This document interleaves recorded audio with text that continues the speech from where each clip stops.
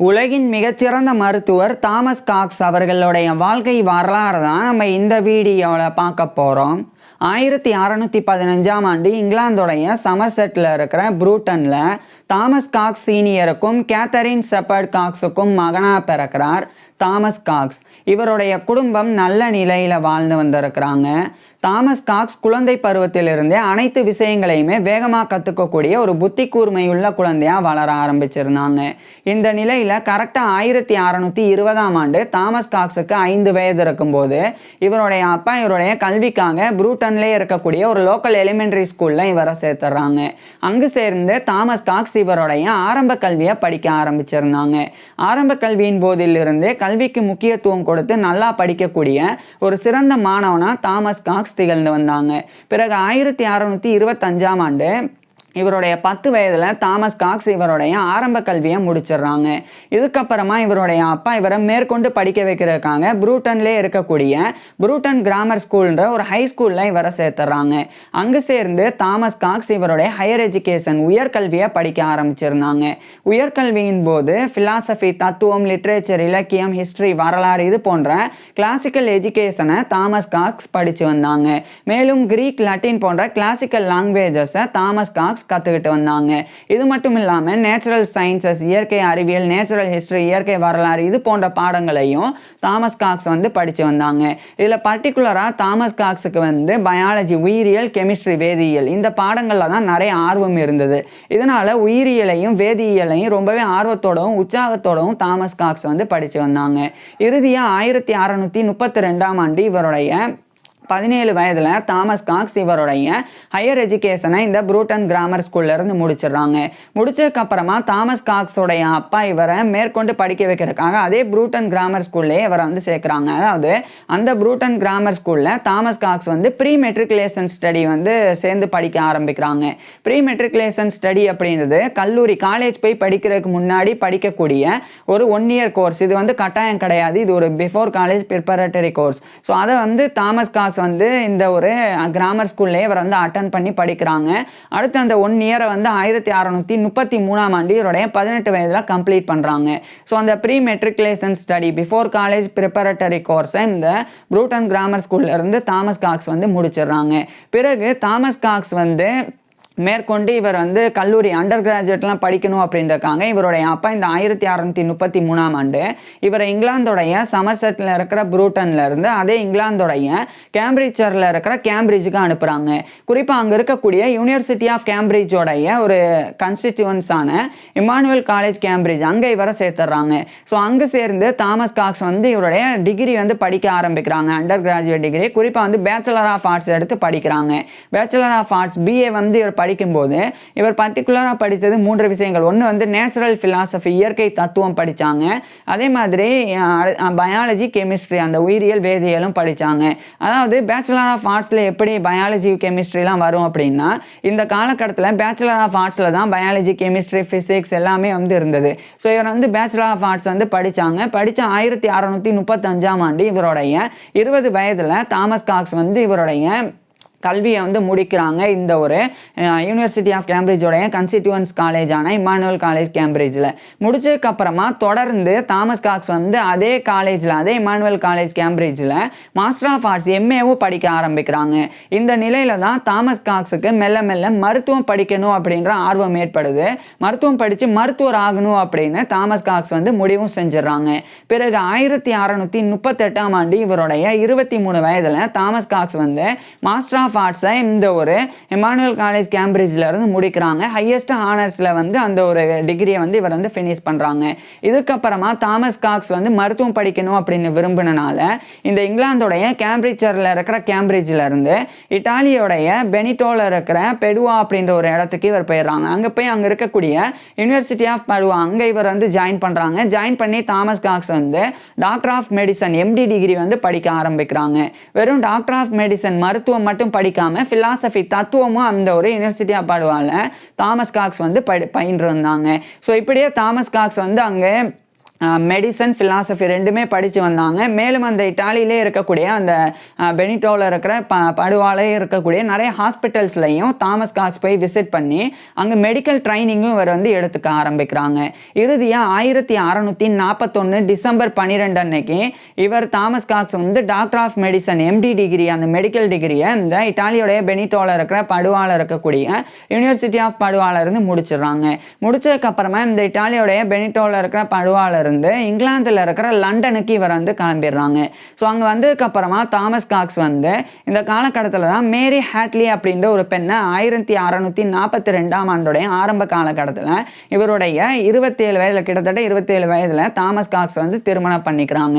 திருமணத்துக்கு பிறகு தாமஸ் காக்ஸுக்கும் அந்த மேரி ஹேட்லி காக்ஸுக்கும் Nathaniel Cox Thomas Cox young அப்படின்னு சொல்லி 2 ஆண் குழந்தைகளும் மேரி காக்ஸ் அப்படின்னு சொல்லி ஒரு பெண் குழந்தை அப்படின்னு மொத்தமாக 3 குழந்தைகள் பிறந்தது. இது தாமஸ் காக்ஸோடைய பர்சனல் லைஃப் தனிப்பட்ட வாழ்க்கையாக இருந்தது. இதுக்கிடையில் இன்னொரு பக்கம் இதே 1642ஆம் ஆண்டு தான் இங்கிலாந்தில் ஃபஸ்ட்டு இங்கிலாந்து சிவில் வாரானது முதல் உள்நாட்டு போரானது தொடங்கியிருந்தது. அந்த போரில் பார்லிமெண்ட்ரி ஆர்மி அவங்க தரப்பில் தாமஸ் காக்ஸை ஒரு ஃபிசிஷியனாக மருத்துவராக வந்து நியமிக்கிறாங்க. ஸோ போரில் தாமஸ் காக்ஸ் வந்து பங்கேற்கிறாங்க. இந்த காலகட்டத்தில் தான் தாமஸ் காக்ஸ் வந்து ஒரு முக்கியமான தாமஸ் சிடன்ஹாம் அப்படின்ற ஒரு இளைஞனை வந்து சந்திக்கிறாங்க. இவரே இளைஞர் தான், ஆனால் இவரை விட அவருக்கு இன்னும் வயது கம்மி. ஏன்னா அவர் வந்து கிட்டத்தட்ட 1624 இந்த காலகட்டத்தில் பிறந்தவர். இவரை விட 9 வயது வந்து கம்மி. அந்த தாமஸ் சிடன்ஹாம் வந்து இந்த போரில் வந்து பங்கேற்று வந்தாங்க. அப்போது தாமஸ் காக்ஸ் வந்து ஒரு ஃபிசிஷியன் மருத்துவராக இருந்தனால போரில் காயமடையக்கூடிய வீரர்களுக்கு தாமஸ் காக்ஸ் வந்து சிகிச்சை கொடுத்து வந்தாங்க. இவருக்கு உதவியாக தான் அந்த தாமஸ் சிடன்ஹாம் அப்படின்ற அந்த இளைஞன் இருந்தாங்க. அவரை அழைச்சி நீ வந்து நல்லா உதவி பண்ணுற, நீ பேசாமல் மருத்துவம் படிக்கலாம் அப்படின்னு தாமஸ் காக்ஸ் வந்து அந்த தாமஸ் சிடன்ஹாம் அப்படின்ற அந்த இளைஞனுக்கு வந்து அறிவுரை கொடுக்குறாங்க.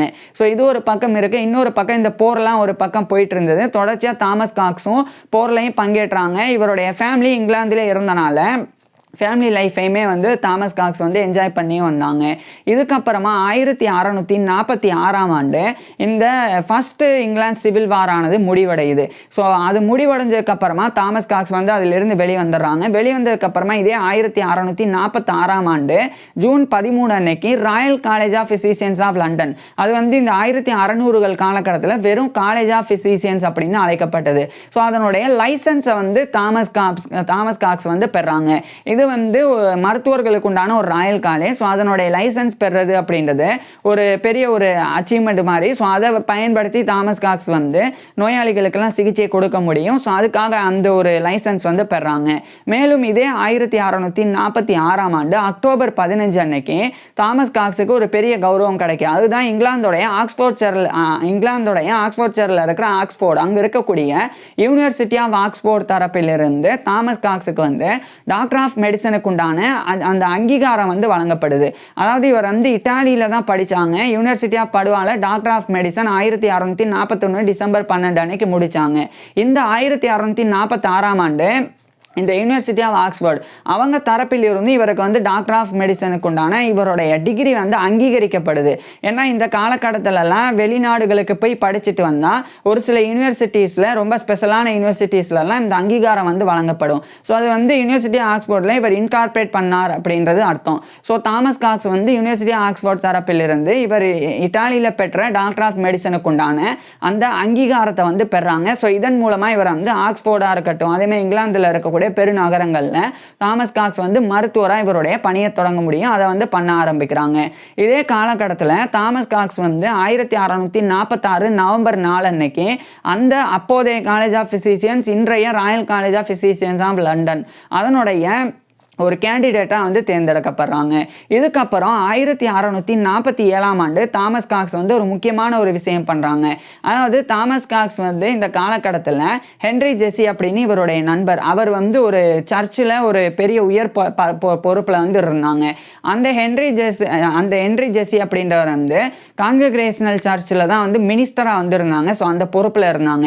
ஸோ அந்த கான்கிரேஷனில் ஒரு மெம்பராக இருந்த ஒரு பெண்ணான சேரா ஒயிட் அப்படின்ற ஒரு பெண், அவங்க வந்து 75 நாட்கள் வரைக்கும் ஃபாஸ்டிங் இருக்கிறாங்க. அதாவது 75 நாட்கள் வரைக்கும் உண்ணாவிரதத்தில் இருக்கிறாங்க அப்படின்றது 1647ஆம் ஆண்டு தாமஸ் காக்ஸுக்கு தெரிய வருது. ஸோ அந்த 75வது நாள் சேரா ஒயிட்டை மீட் பண்ணுறதுக்காக தாமஸ் காக்ஸ் வந்து போகிறாங்க. இதுக்கு முக்கிய காரணம் அந்த 75 நாள் சாப்பிடாமல் இருந்தால் அவங்களுடைய உடலில் ஏதாவது மாற்றம் ஏற்பட்டிருக்குதா அது குறித்து ஆய்வு நடத்துறதுக்காக தாமஸ் காக்ஸ் வந்து இதை பண்ணாங்க. இதுக்கப்புறம் தாமஸ் காக்ஸ் வந்து தொடர்ச்சியாக இவருடைய ஆராய்ச்சியில் ஒரு பக்கம் ஈடுபட்டு வர இவர் வந்து பர்டிகுலராக கெமிஸ்ட்ரியில் நிறைய ரிசர்ச்லாம் பண்ணாங்க. நிறைய பாய்சன்ஸ் விஷங்கள் குறித்துலாம் தாமஸ் காக்ஸ் வந்து ஆய்வுகள் நடத்தி வந்தாங்க. இந்த நிலையில தான் 1649 ஜூன் 25 அன்னைக்கு தாமஸ் காக்ஸ் வந்து இவருடைய 34 வயதில் royal college of physicians of London அதனுடைய ஒரு ஃபெல்லோவாக தேர்ந்தெடுக்கப்படுறாங்க. So fellow of the royal college of physicians of London FRCP அப்படின்ற இந்த ஒரு கௌரவத்தை 1649 ஜூன் 25 அன்னைக்கு தாமஸ் காக்ஸ் வந்து பெறாங்க. ஏற்கனவே சொன்ன மாதிரி இந்த காலகட்டத்தில் அது வெறும் காலேஜ் ஆஃப் ஃபிசிஷியன்ஸ் அப்படின்னு இருந்தது.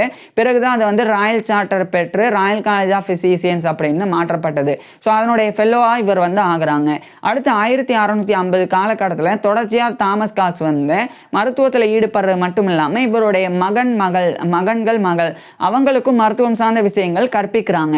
அதில் இன்ஸ்பயர் ஆன தாமஸ் காக்ஸோடைய மகனான தாமஸ் காக்ஸ், அதாவது தாமஸ் காக்ஸுக்கு 3 பேர் வந்து சில்ட்ரன் இருக்கிறாங்க. 2 பேர் பசங்க, ஒரு பொண்ணு. அந்த ஒரு பொண்ணுடைய பேர் வந்து மேரி காக்ஸ், இவருடைய மனைவியோட பேர். அதே மாதிரி 2 பசங்களில் ஒரு பையனோட பேர் வந்து நெத்தானியல் காக்ஸ், 2வது பையனோட பேர் தாமஸ் காக்ஸ், இவருடைய பேர் தான். ஸோ அந்த 2வது பையன் தாமஸ் காக்ஸும் இவருடைய அப்பா போலவே மருத்துவம்லாம் படிக்கணும் அப்படின்னு அந்த ஒரு ஆர்வத்தில் வர்றாங்க. ஸோ தாமஸ் காக்ஸும் வந்து அதுக்கு வந்து பெரிய அளவில் என்கரேஜ் பண்ணி அவரையும் வந்து மருத்துவம் படிக்க வைக்க ஆரம்பிக்கிறாங்க. இந்த காலகட்டத்தில் தான் 1652ஆம் ஆண்டு Royal college of physicians of லண்டனுடைய ஒரு சென்சாராக தாமஸ் காக்ஸ் வந்து நியமிக்கப்படுறாங்க. ஸோ அந்த பொறுப்பில் இவருடைய பணியை தொடர்றாங்க. பிறகு இதே காலகட்டத்தில் ராபர்ட் பாயில் அப்படின்னு ஒரு வேதியியலாளர், இந்த ராபர்ட் பாயிலுடைய வாழ்க்கை வரலாறு நம்ம ஏற்கனவே பார்த்துருக்குறோம். அவர் வந்து பாய்சன்ஸ் குறித்த குறித்த ஒரு கட்டுரை வந்து எழுதினாங்க. அந்த கட்டுரைக்கு தாமஸ் காக்ஸும் வந்து உதவியா இருந்தாங்க. ஏன்னா தாமஸ் காக்ஸும் வந்து நிறைய பாய்சன்ஸ் குறித்துலாம் ஆராய்ச்சி பண்ணனால இவரும் நிறைய நோட்ஸ் கைடெல்லாம் கொடுத்தாங்க.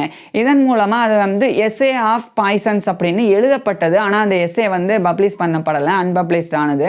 ஸோ இது ஒரு பக்கம். இன்னொரு பக்கம் 1655ஆம் ஆண்டு தாமஸ் காக்ஸ் வந்து ஜான் ஜேன்வே அப்படின்னு சொல்லி ஒரு பியூரிட்டன் அப்படின்னு சொன்னா இந்த மதத்தில் சீர்திருத்தம் கொண்டு வர்றதுக்காக நியமிக்கப்பட்ட ஒரு நபர் தான் பியூரிட்டன் அப்படின்னு அழைக்கப்படுவாங்க. குறிப்பாக மத சடங்குகள்லாம் இந்த காலகட்டத்தில் இங்கிலாந்தில் ரொம்ப கடுமையாக இருந்தது. அதிலெல்லாம் சில சீர்திருத்தங்கள் கொண்டு வந்து அதை வந்து எளிமைப்படுத்தணும். ஸோ அதுக்காக நியமிக்கப்பட்ட நபர்கள் தான், அதுக்காக குவீன் எலிசபெத்னால் நியமிக்கப்பட்ட நபர்கள் தான் பியூரிட்டன் அப்படின்னு அழைக்கப்படுவாங்க. அது மாதிரி ஜான் ஜேன்வே அப்படின்றவர் வந்து ஒரு பியூரிட்டன். இவர் வந்து 1655ஆம் ஆண்டு தாமஸ் காக்ஸ் வந்து நியமித்து இவருக்கு அந்த மதம் சார்ந்து கற்பிக்க சொல்லி அவர்கிட்ட வந்து கேட்டுக்கிட்டு அவரை ஒரு டியூட்டராக நியமிச்சாங்க இவருடைய வீட்டிலேயே, தாமஸ் காக்ஸ் இவருடைய வீட்டிலேயே. ஸோ இது ஒரு பக்கம் இருந்து இன்னொரு பக்கம் வந்து இங்கிலாந்துடைய ஆக்ஸ்போர்ட்ஷையரில் இருக்கிற ஆக்ஸ்போர்ட், அங்கே வந்து ஹென்ரி ஓல்டன்பர்க் அப்படின்னு ஒரு முக்கியமான நபர், அவர் கூட தாமஸ் காக்ஸ் வந்து டச்சில் இருந்தாங்க. ஏன்னா இந்த ஹென்ரி ஓல்டன்பர்க் எந்த அளவுக்கு முக்கியமான நபர் அப்படின்றது போக தெரியும். இதுக்கப்புறம் 1658 இந்த காலகட்டத்தில் தாமஸ் காக்ஸுக்கு ஒரு முக்கிய பொறுப்பு கிடைக்குது. அதுதான் ஏர்ல் ஆஃப் வாரிக், இங்கிலாந்தில் இருக்கிற வாரிக், அதனுடைய ஏர்லாக இருந்த ராபர்ட் ரிச். அந்த ராபர்ட் ரிச் அப்படின்ற ஒரு நபர், அதாவது ஏர்ல் அப்படின்றது வந்து ஒரு நோபல் டைட்டில், ஒரு பெரிய பொறுப்பு மாதிரி, கவர்மெண்ட் பொறுப்பு மாதிரி. ஸோ அந்த பொறுப்பில் 3rd ஏர்ல் ஆஃப் வாரிக்காக இருந்த ராபர்ட் ரிச் அப்படின்ற ஒரு பெரிய ஒரு நோபல், அவருடைய ஃபேமிலி, அந்த நோபல் ஃபேமிலிக்கு வந்து தாமஸ் காக்ஸ் ஒரு மருத்துவராக 1658ஆம் ஆண்டு நியமிக்கப்படுறாங்க. அந்தளவுக்கு முக்கியத்துவம் வாய்ந்த ஒரு மருத்துவராக தாமஸ் காக்ஸ் வந்து திகழ்ந்து வந்தாங்க. இதுக்கப்புறமா 1660ஆம் ஆண்டு Royal college of physicians of லண்டனில் ஒரு ஹார்வேயின் ஒரேட்டராக இவர் வந்து நியமிக்கப்படுறாங்க. அதாவது வில்லியம் ஹார்வி அப்படின்னு ஒரு மருத்துவர். இந்த வில்லியம் ஹார்வியோடைய வாழ்க்கை வரலாறு நம்ம ஏற்கனவே பார்த்துருக்குறோம்.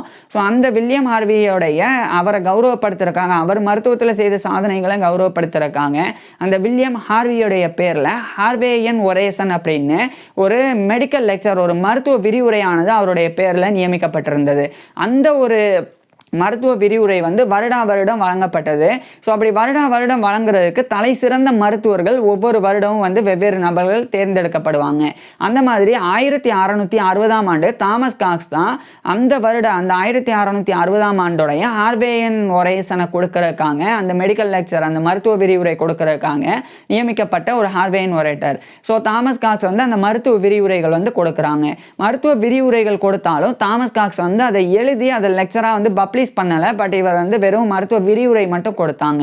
இதுக்கப்புறம் அதே 1660ஆம் ஆண்டு இங்கிலாந்துடைய லண்டன்ல இருக்கிற கிரசம் காலேஜ் அங்கதான் இந்த ராயல் சொசைட்டி ஆஃப் லண்டன் அது வந்து முதல் முறை இன்ஸ்டிடியூட் ஆனது. அங்கதான் வந்து நிறுவப்படுது. இது வந்து ராயல் சார்ட்டர் பெறாம இந்த 1660ஆம் ஆண்டு நவம்பர் மாசத்துல இது வந்து நவம்பர் 28 அன்னைக்கு நிறுவப்படுது. அந்த ராயல் சொசைட்டி நிறுவப்படுறதுக்கு ஒரு சில நபர்கள் காரணமா இருந்தாங்க. ஒருத்தர் வந்து ராபர்ட் பாயில், ஏற்கனவே சொன்ன மாதிரி தாமஸ் காக்ஸ் வந்து சேர்ந்து அவர் கூட தான் ஆராய்ச்சி பண்ணாங்க.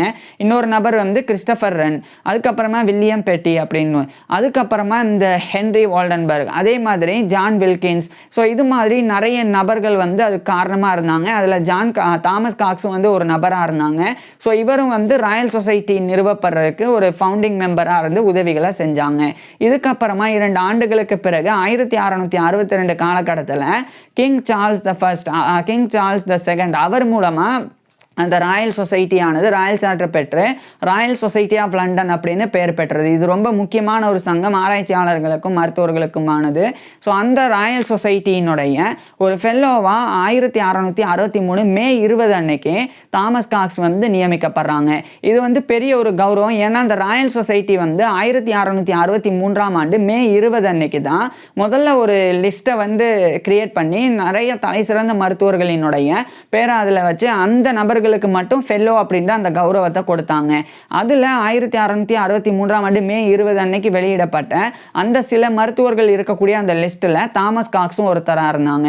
ஸோ ராயல் சொசைட்டியில் ஃபெல்லோவாக தேர்ந்தெடுக்கப்பட்ட முதல் நபர்களில் ஒருத்தராக தாமஸ் காக்ஸ் வந்து கௌரவத்தை பெற்றாங்க. இதுக்கப்புறமா தாமஸ் காக்ஸ் வந்து இவருடைய பர்டிகுலர் ஆராய்ச்சியில் ஈடுபட தொடங்கியிருந்தாங்க. இந்த நிலையில தான் 1665ஆம் ஆண்டு இந்த கிங் சார்ல்ஸ் த செகண்ட் அவருக்கு வந்து ஒரு ஃபிசிஷியன் இன் ஆர்டினரியாக வந்து தாமஸ் காக்ஸ் வந்து நியமிக்கப்படுறாங்க. ஸோ மன்னருக்கே கிங் சார்ல்ஸ் த செகண்டுக்கே, அதாவது இரண்டாம் சார்லஸ் மன்னர், அவருக்கு வந்து 1665ஆம் ஆண்டு தாமஸ் காக்ஸ் வந்து ஒரு மருத்துவராக ஃபிசிஷியனாக நியமிக்கப்பட்டாங்க. அந்த அளவுக்கு தாமஸ் காக்ஸ் வந்து ஒரு ஃபேமஸான ஃபிசிஷியனாக இந்த காலகட்டத்தில் திகழ்ந்து வந்தாங்க. இதே காலகட்டத்தில் தான் தாமஸ் காக்ஸ் வந்து ஒரு முக்கியமான விஷயம் பண்றாங்க. அதாவது இந்த ராயல் சொசைட்டி தரப்பில் இருந்து இந்த பிளட் டிரான்ஸ்ஃபியூஷன், அதாவது இந்த ரத்த பரிமாற்றம், அதை வந்து செக் பண்ணணும், அது வந்து பண்ண முடியுமா, அந்த ஒரு எக்ஸ்பெரிமெண்ட் வந்து பண்ணணும் அப்படின்னு ராயல் சொசைட்டி தரப்பில் இருந்து ஜான் வில்கின்ஸ் அப்படின்ற ஒரு நபர் வந்து அதை வந்து துவக்கி வைக்கிறாங்க, அதை வந்து இனிஷியேட் பண்றாங்க. ஸோ அந்த வந்து ஆமா அது பண்ண முடியுமா அப்படின்னு தாமஸ் காக்ஸ் வந்து ஆராய்ச்சி பண்ண ஆரம்பிக்கிறாங்க. ஏன்னா இந்த ரத்த இழப்பு அப்படின்றது விபத்துகள் போர்லையும் அதே மாதிரி பிரசவத்தின் போதும் நிறைய ரத்தம் வந்து வெளியேறும். அப்ப அந்த ரத்தம் வெளியேறனாலே நிறைய பேர் இறந்து போனாங்க. அந்த சமயம் வேறு நபர்களினுடைய ரத்தத்தை வந்து நம்மளுடைய உடலுக்குள்ள செலுத்தினா அப்போ அவங்க வந்து பிழைச்சிருவாங்களா, அப்படி அந்த ஒரு இனிஷியேட்டிவ் தான் ஜான் வில்கின்ஸ் வந்து தொடங்குறாங்க. அதை வந்து தாமஸ் காக்ஸ் வந்து பிடிச்சுக்கிட்டு அந்த ஆராய்ச்சியில் ஈடுபட தொடங்குறாங்க.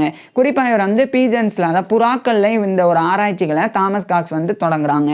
அடுத்த 1666ஆம் ஆண்டு எட்மண்ட் கிங் அப்படின்ற இன்னொரு ஒரு மருத்துவர் அவர் கூட சேர்ந்து தாமஸ் காக்ஸ் வந்து டாகிஸ்ல, நாய்கள்ல இந்த ஒரு ஆராய்ச்சியை பண்றாங்க. இந்த ஆராய்ச்சியின் முடிவை 1667ஆம் ஆண்டு தாமஸ் காக்ஸும் எட்மண்ட் கிங்கும் பப்ளிஷ் பண்றாங்க.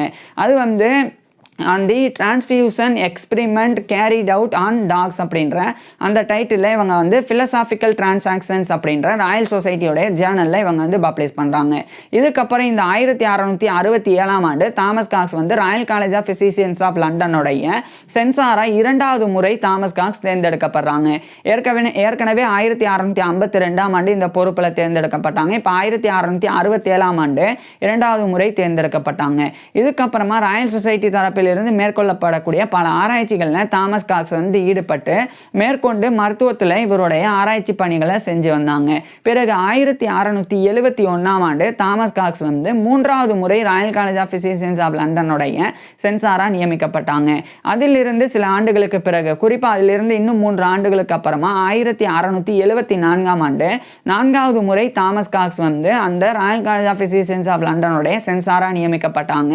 அடுத்து 5வது முறையும் 1675ஆம் ஆண்டு தாமஸ் காக்ஸ் வந்து அதே royal college of physicians of லண்டனுடைய ஒரு சென்சாரா நியமிக்கப்பட்டாங்க. ஸோ இப்படி தாமஸ் காக்ஸ் வந்து இவ்வளவு பொறுப்புகளை வந்து அடுத்தடுத்து பெற்று வந்தாங்க. மேலும் 1676ஆம் ஆண்டு அந்த royal college of physicians of லண்டனுடைய ஒரு ட்ரெஸரராகவே நியமிக்கப்படுறாங்க. ஸோ அந்த பொறுப்பில் தாமஸ் காக்ஸ் வந்து இவருடைய பதவி வகிக்க ஆரம்பிக்கிறாங்க. இதே காலகட்டத்தில் தாமஸ் காக்ஸ் வந்து இவ்வளோ பெரிய பொறுப்புகள் எல்லாம் இருந்தாலும் பெரிய அளவில் தாமஸ் காக்ஸ் வந்து சம்பாதிக்க தவறுறாங்க. இதனால் தாமஸ் காக்ஸோடைய பர்சனல் லைஃப்பில் இவருக்கு சில சோகங்கள் வந்து ஏற்பட தொடங்கி இருந்தது.